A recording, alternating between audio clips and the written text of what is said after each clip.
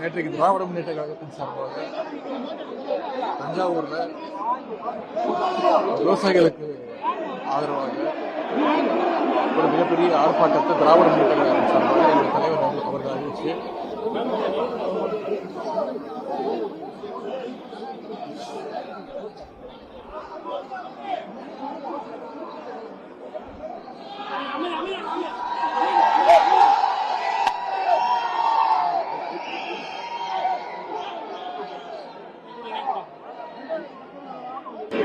கேக்குதா கேக்குதா திராவிட முன்னேற்ற கழகத்தின் சார்பாக நேற்று விவசாயிகளுக்கு ஆதரவாக ஒரு மிகப்பெரிய ஆர்ப்பாட்டத்தை நேற்று நடத்தி காட்டினோம். என்னுடைய தலைவருடைய உத்தரவுக்கு நீங்க நடத்தி காட்டினோம். நானும் கலந்துக்கிட்டு அதில் பேசினேன். என்னோடு சேர்ந்து எங்களுடைய கூட்டணி கட்சி தலைவர்கள், விவசாய சங்க நிர்வாகிகள், விவசாயிகள், பொதுமக்கள் நிறைய பேர் அதை கலந்துக்கிட்டு சிறப்புரையாற்றினாங்க. நான் கிட்டத்தட்ட ஒரு 25 நிமிஷம் அதில் பேசினேன். முழுக்க முழுக்க இந்த ஆட்சி அமைஞ்ச பிறகு விவசாயிகளுக்கு என்னென்ன விதமான துரோகங்களை செஞ்சிருக்கிறாங்க, தேர்தல் வாக்குறுதின்னு பொய் வாக்குறுதியில் சொல்லி விவசாயிகளை எப்படி ஏமாத்திருக்கிறாங்க, மேகதாது அணை கட்டுவதற்கு கர்நாடக அரசு மிக தீவிரமாக முயற்சி பண்ணிட்டு இருக்கு. அங்க இருக்கக்கூடிய முதலமைச்சர் அனைத்து கட்சி கூட்டத்தை கூட்டி மேகதாது அணை கட்டுவோம் அப்படின்னு தொடர்ந்து சொல்லிட்டு இருக்கிறாரு. தமிழ்நாட்டுக்கு திறந்து விட வேண்டிய தண்ணியும் திறந்து விடல. எங்களுடைய தலைவர் முதலமைச்சராக இருக்கும் போது ஒவ்வொரு மாசமும் ஜூன் மாசம் 12ஆம் தேதி மேட்டூர் அணையிலிருந்து தொடர்ச்சியா சொல்ல போனா சில ஆண்டு ஜூன் 12க்கு முன்னாடியே எங்களுடைய தலைவர் விவசாயிகளுக்காக தண்ணியை திறந்து விட்டு இருக்கிறாங்க. ஆனா 5 வருடங்களுக்கு பிறகு இந்த வருஷம் ஜூன் மாசம் போய் ஜூலை மாசம் போய் இப்ப ஆகஸ்ட் மாசம் வந்துச்சு. இது வரைக்கும் தொடங்கல. அதற்கான வக்கில்லை. இந்த அரசுக்கு தண்ணியை கேட்டு பெறுவதற்கு வக்கில்லை. கர்நாடகாவை எதிர்த்து பேசுறதுக்கு வக்கில்லை, தைரியம் இல்லை, தெம்பு இல்லை.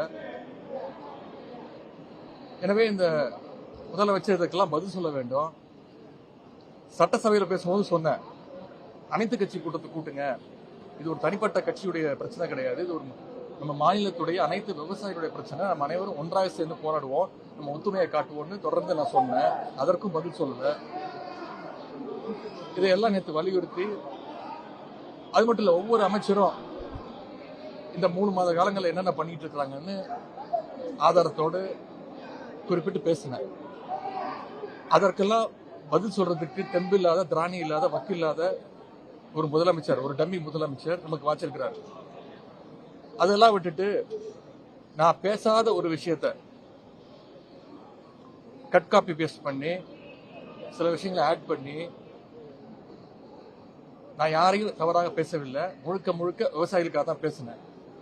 நேற்று பேசும்போது சொன்னேன், இந்த அரசு, குறிப்பா இந்த கட்சியை, இந்த தற்கொலை கூட்டமே அவங்களுடைய பாலிசியே வந்து டைவர்ஷன் டாக்டிக்ஸ் தான். முழுக்க முழுக்க ஃபேக் நியூஸ், டைவர்ஷன். ஏதாவது ஒரு பிரச்சனை மாநிலத்தில் எழும்போது அதை டைவர்ட் பண்றதுக்கு வேற ஏதாவது ஒரு பிரச்சனை எடுக்க வேண்டியது, முதலமைச்சர் ஒரு போட்டோ ஷூட் நடத்த வேண்டியது, திமுகவுடைய திட்டங்களை போய் சுத்தி பார்க்க வேண்டியது, போஸ்ட் கொடுக்க வேண்டியது, ரீல்ஸ் போடுறது, அமைச்சர்கள், சட்டமன்ற உறுப்பினர்கள் பள்ளிக்கூடத்துக்கு போய் அங்க இருக்கக்கூடிய மாணவர்கள் எல்லாம் வர சொல்லி அவங்க கட்சி பேரை சொல்லி கோஷம் போட சொல்லி அதை ரீல்ஸா போடுறது, அவங்களுடைய சட்டமன்ற உறுப்பினர்கள் மேல அவங்களுடைய நிர்வாகிகளே இதுவரைக்கும் பல்வேறு குற்றங்களை சொல்லியிருக்கிறாங்க, பாலியல் குற்றங்கள் சொல்லியிருக்கிறாங்க. அதற்கெல்லாம் இதுவரைக்கும் எந்த நடவடிக்கையும் எடுக்கல. எல்லாத்துக்கும் ஒரு டைவர்ஷன் டாக்டிக்ஸ் யூஸ் பண்றாரு இந்த அரசு, இந்த முதலமைச்சர். அது மாதிரி இன்னைக்கு நேற்று நான் பேசின பிறகு அது விவசாயிகள் இடத்துல மிகப்பெரிய ஒரு வரவேற்பை பெற்ற பிறகு, விவசாயிகள் இடத்துல மிகப்பெரிய ஒரு எழுச்சி ஏற்பட்ட பிறகு அதை எப்படியாவது டைவர்ட் பண்ணணும். நாளைக்கு சட்டமன்றம் வேற ஆரம்பிக்கும் போது சட்டமன்றத்தில் நிச்சயம் இந்த டாபிக் பேசுவாங்க, எதிர்கட்சி இந்த பிரச்சனை எழுப்போம் அப்படின்னு தெரிஞ்சுட்டு அதை முடக்கணும்னு டைவர்ஷன் டாக்டிக்ஸாக இன்னைக்கு காலையில நான் பேசாத ஒரு விஷயத்த பேசுனதா பிரிச்சு கட் காப்பி பேஸ்ட் பண்ணி அதை நேஷனல் மீடியா வரைக்கும் கொடுத்து பரவ வச்சு காவல்துறை வந்து என்னை கைது செய்ய போறேன்னு வந்தாங்க. கைது செய்ய போறதா சொன்னாங்க. நானும் சரி, நான் முழு ஒத்துழைப்பு தரேன்னு சொல்லி அவனோட போனேன். கைது செய்யப்படும் போது நான் பத்திரிகையாளரை கேட்கும்போது சொன்னேன், இதை எப்படி பாக்குறீங்க இந்த கைது அப்படின்னு. நான் சொன்னேன், ரொம்ப நகைச்சுவா பாக்குறேன், ஒரு காமெடியா பாக்குறேன்.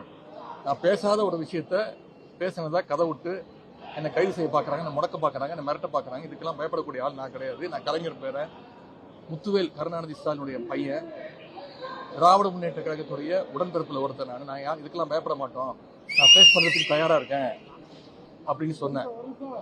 அதே மாதிரி கோர்ட்டுக்கு போய் என்ன சொல்லியிருக்காங்க அரசு வழக்கறிஞர், அவரை கைது செய்யற நோக்கமே எங்களுக்கு கிடையாது, ஜஸ்ட் விசாரணை கூட்டு போறோம் அப்படின்னு சொல்லி அரசு செலவுல மக்கள் வரி பணத்துல கிட்டத்தட்ட ஒரு 3000 காவலர்கள் பாதுகாப்போடு ஒரு டெரரிஸ்ட கூட்டு போற மாதிரி சென்னையிலிருந்து சாலை வழியாக 400 கிலோமீட்டர் தஞ்சாவூர் வரைக்கும் கூட்டிட்டு போய் எங்களை முறையா பாத்துக்கல. தஞ்சாவூர் கூட்டிட்டு போனோம், ஆனா தஞ்சாவூர் கூட்டிட்டு போகாம நடுவில் செங்கிப்பட்டின்ற ஒரு காவல் நிலையத்தில் இறக்கி அங்க விசாரணைன்ற பேர்ல பல கேள்விகளை கேட்டு இன்னைக்கு அமுச்சு வச்சிருக்கிறாங்க. இதை நாங்கள் சட்டப்படி நிச்சயமா இதை சந்திப்போம். நான் இந்த நேரத்தில் கூறிக்கொள்ள விரும்புவது, நான் எந்த விதமான ஒரு தவறான எண்ணத்துல நேற்று பேசவே இல்லை. யாரையும் புண்படுத்தணும், யாரையும் தாழ்த்தி பேசணும், குறிப்பிட்டு சொன்ன பெண்களை தாழ்த்தி பேசணும்னு துளி கூட என்னுடைய மனசுல அது கிடையாது. உடனடியா பேசி முடிக்கல, துளி கூட அது எண்ணம் கிடையாது. என்னுடைய பெற்றோர், என்னுடைய குடும்பம் என்னை அப்படி வளர்க்கல, என்னுடைய தாய் தந்தை என்னை அப்படி வளர்க்கல. எனக்கு ஒரு திருமணமாகி ஒரு மனைவி இருக்கிறாங்க, அவங்க கூட தான் நான் வாழ்ந்துகிட்டு இருக்கிறேன். எனக்கு ஒரு பெண் குழந்தை இருக்கிறாங்க, எனக்கு ஒரு தங்கை இருக்கிறாங்க, எனக்கு என்று ஒரு குடும்பம் இருக்கின்றது. தமிழ்நாடு இருக்கக்கூடிய ஒவ்வொரு தாய்மாரையும் என்னுடைய குடும்பமாக, என்னுடைய தாயாக, என்னுடைய தங்கையாக நான் அப்படிதான் நான் நினைச்சிட்டு இருக்கிறேன். இந்த பொய் வழக்கு போட்டு என்னை பயமுறுத்தலான்னு இந்த அரசு நினைச்சாங்க. அதற்கெல்லாம் பயப்படக்கூடிய ஆள் நான் கிடையாது. இந்த நேரத்தில் என்னுடைய கைதை கண்டித்து திராவிட முன்னேற்ற கழகத்தை சேர்ந்த முன்னோடிகள், கழக உடன்பிறப்புகள் பல இடங்கள்ல மறியல் செஞ்சு ஆர்ப்பாட்டம் செஞ்சு கைது செய்யப்பட்டிருக்கிறாங்க. அவங்களுக்கு இந்த நேரத்தினுடைய அவங்க என் மீது வச்சிருக்கக்கூடிய அந்த அன்புக்கும் பாசத்திற்கும் நான் தலைவணங்குகிறேன்.